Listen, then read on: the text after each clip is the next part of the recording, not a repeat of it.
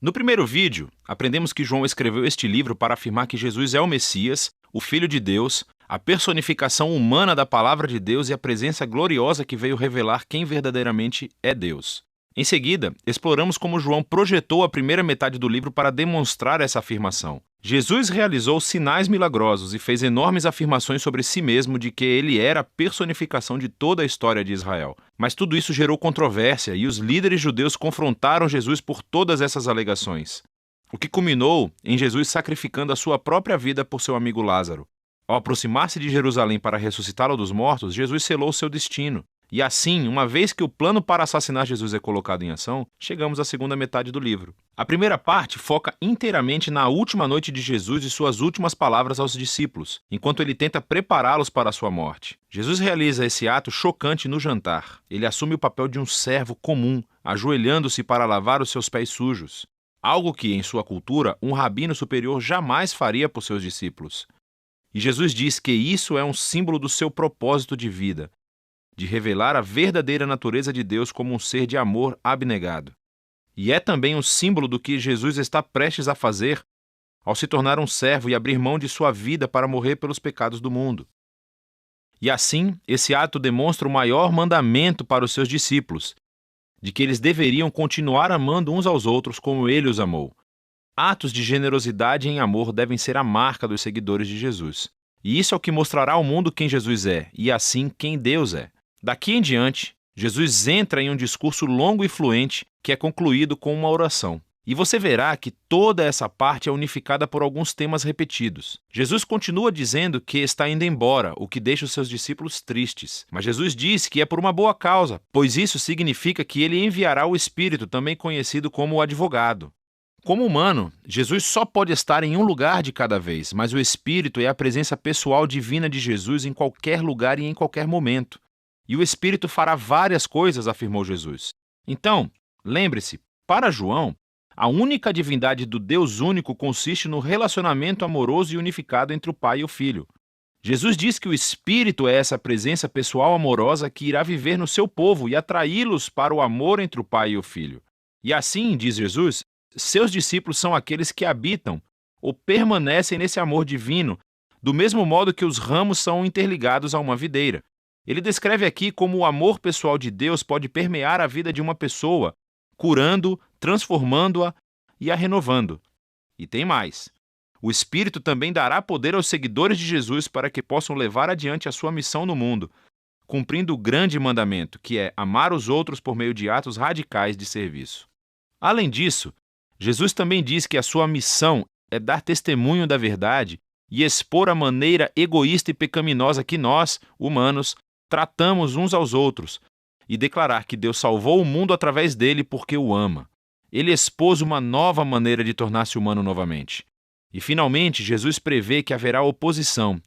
Assim como os líderes judeus o rejeitaram, os seus seguidores também serão perseguidos. Mas ele diz a eles para não terem medo, pois ele já conquistou ou venceu o mundo. O que Jesus quer dizer aqui com vitória? Ele não deixa claro. Mas isso nos leva à seção final do livro em que João nos mostra como é essa vitória, no estilo de Jesus. Os líderes judeus mandam soldados ir atrás de Jesus e de seus discípulos para prendê-lo. E quando os soldados perguntam qual deles é Jesus, ele declara, "Eu sou."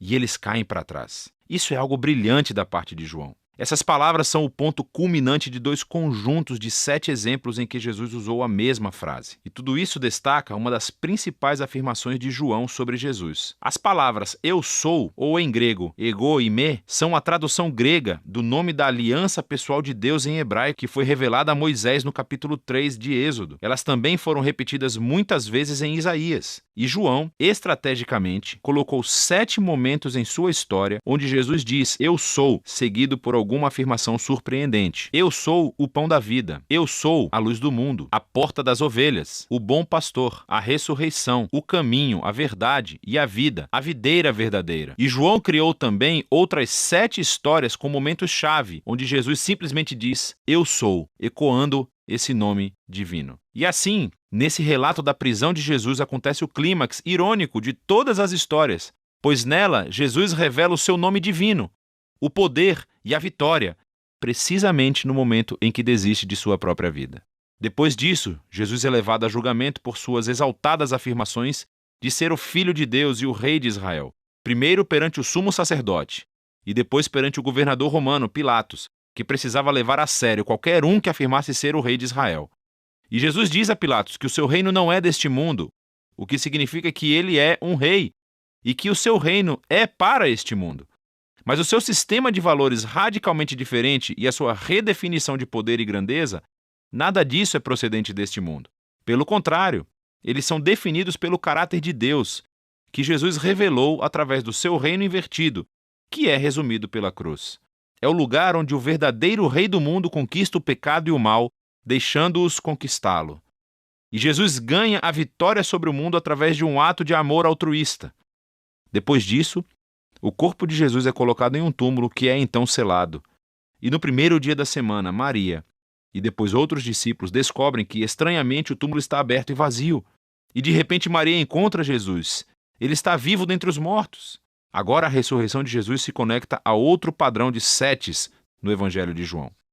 Voltando à festa de casamento em Caná, quando Jesus transformou água em vinho, João nos disse que este foi o primeiro sinal de Jesus. E ele também identificou o segundo sinal, a cura do menino doente, no capítulo 4. Mas depois disso, João passa a deixar você contar os sinais. E se você contar, vai notar que o sexto sinal foi a ressurreição de Lázaro do túmulo que Jesus realizou custando a sua própria vida. Esses e todos os outros sinais apontam para este sétimo e grandioso sinal no ponto culminante da história, a ressurreição de Jesus dos mortos.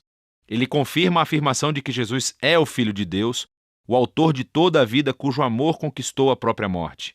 Depois do sepulcro vazio, Jesus se encontra com todos os discípulos, envia o Espírito Santo como tinha prometido e os comanda, através do Espírito, a continuar sua missão do Pai entre eles.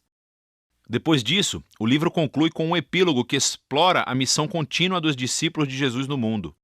Então, alguns deles estão pescando e não pegam nada. Jesus aparece na praia e, embora eles não o reconheçam, ele diz a eles para jogarem as suas redes do outro lado do barco. Quando eles obedecem, uma enorme quantidade de peixes é fisgada e só então eles o reconhecem como Jesus. João está oferecendo aqui uma imagem do discipulado de Jesus. Seus seguidores serão mais eficazes no mundo quando o foco não estiver no seu próprio trabalho, mas simplesmente em ouvir a voz de Jesus e obedecê-lo quando ele fala. É quando eles vão realmente vê-lo trabalhar em suas vidas.